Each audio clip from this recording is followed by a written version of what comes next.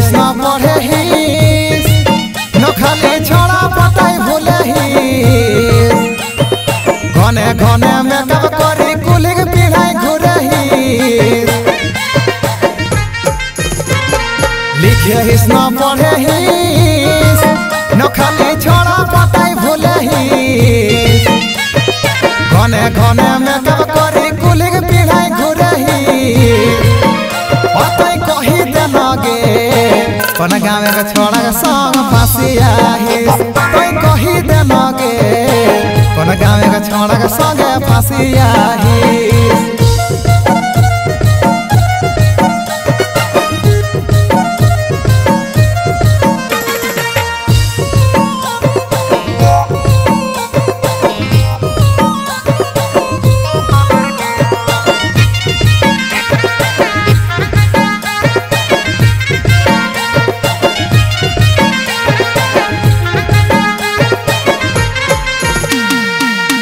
जहाँ देखी देखी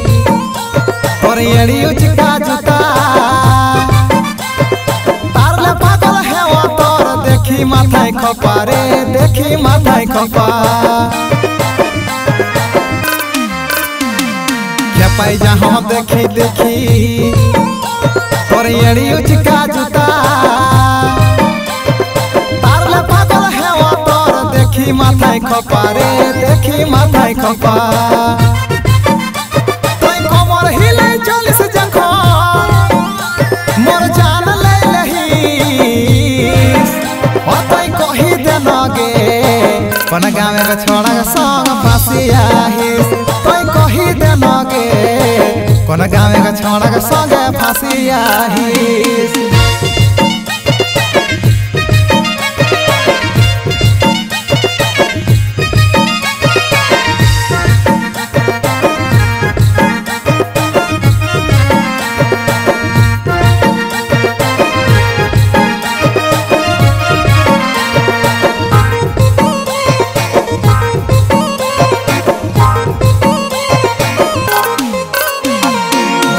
बारे कहो तो के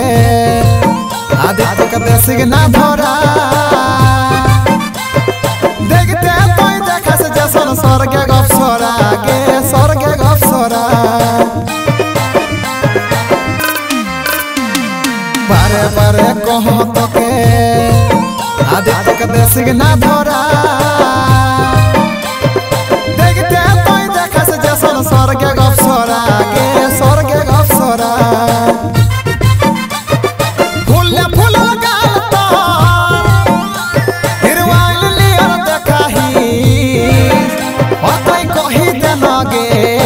कोन गाँव के छोड़ा के संग फांसिया हिस तोय कही देनगे